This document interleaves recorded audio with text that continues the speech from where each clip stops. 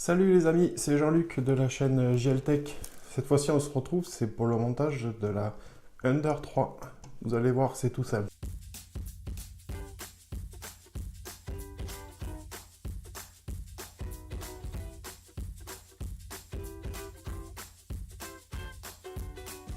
Alors c'est parti, je commence déjà par ranger un peu tout le matos là. Je mets sur ma droite tout ce qui est visserie et sur ma gauche tout ce qui est accessoires à monter. Voilà. Le plan, vous allez voir, c'est vachement bien expliqué, étape par étape. Voilà, on va commencer par l'étape 1, il s'agit de monter, de mettre les montants. Voilà. À l'intérieur de ces montants, faites gaffe, il y a la tige filetée qui est un peu grasse d'ailleurs. Voilà, sur le plan c'est marqué le numéro des pièces avec les vis qu'il faut faire. Là vous voyez, c'est des M5 par 45. Donc tout est vraiment expliqué, vous pouvez pas vous tromper.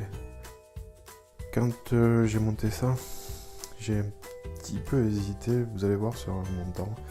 Il y avait comme des poinçons, ces petits poinçons là, je me demandais ce que c'était. Donc j'ai mis au hasard, puis ça je savais pas, j'ai mis au hasard, je me suis bien dit on verra bien. Voilà. Donc on va passer à l'étape 2, il nous demande de monter le transfo et la commande LCD. Bien sûr, eh bien, c'est là que je me suis aperçu. Donc faites gaffe bien au voltage, 110 ou 230, Europe c'est 230. Voilà, on le monte avec les MKV1. Donc c'est quand j'ai voulu essayer de monter le transfo, je me suis aperçu qu'en fait c'était un peu fraisé. Au final de l'autre côté c'est un petit peu fraisé, vous voyez, sur celui-là ça se voyait pas beaucoup. Donc j'ai pas compris, bien il faut mettre dans le bon sens, dans le où c'est la tête de la vis après qui rentre du côté fraisé. Donc j'ai démonté, puis j'ai remonté, voilà, ça vaut plus n'importe 2 secondes. Ça fait pas grand chose. Suivant, donc il faut monter la commande LCD. Toujours pareil, il vous dit quelle vis il faut mettre, là c'est M5 par 8, je veux dire, il n'y a pas possibilité de se tromper, c'est marqué sur le plan. La commande LCD n'est pas protégée, elle est comme ça. Plus tard j'imprimerai ce qu'il faut pour protéger la carte électronique. Voilà. C'est tout simple, ça s'imprime en PLA et puis on met dessous. Donc voilà, c'est avec ces deux vis qu'on pose dessus.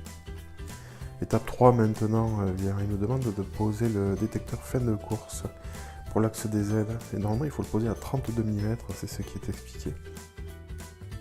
Donc j'ai essayé de faire ça bien, 32 mm, 0,04.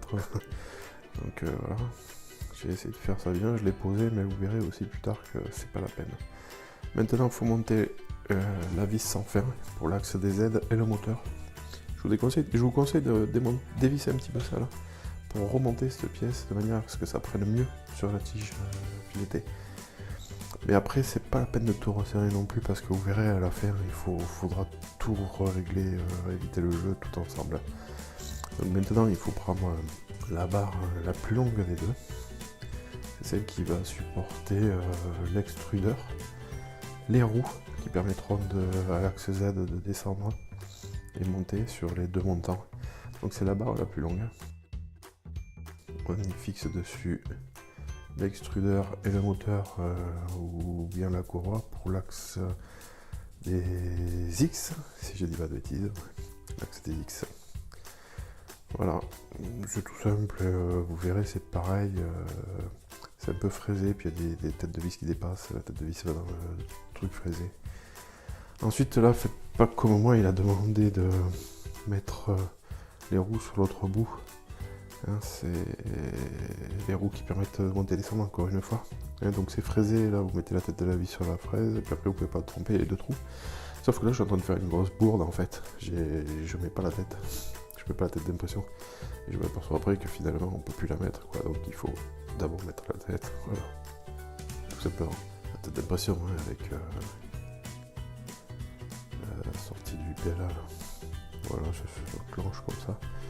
Mettez-la dans le bon sens, surtout avec les fils comme il faut, là, pour commencer à défaire un peu les nœuds si vous les bougez dans tous les sens. Tout simplement, ça roule bien. Et après, on peut mettre les roues. Voilà. Alors ça, ne le serrez pas. J'ai mis un serre-joint, j'ai posé mon axe dessus. Et regardez, là, les 90 mm. Et de l'autre côté, en mesurant. J'ai 98 mm,84. J'ai presque 9 mm d'écart, presque 1 cm. C'est pas droit. Et ça, c'est hyper important. Après, vos impressions seront pas bonnes. Donc, réglez tout ça. C'est pour ça que je vous dis de pas visser. Réglez tout. Quand vous êtes un maximum bon, il y a 0,2 mm. Je l'estime qu'on est bien. Là, vous pouvez tout serrer. Quand c'est fait, vous serrez bien tout. Après, il faut monter le tendeur de courroie. Mais pour ça, il faut mettre la courroie d'abord. Super Jean-Luc. Donc, on passe à la courroie. Vous verrez, c'est tout simple, elle s'accroche sur des petits ergots.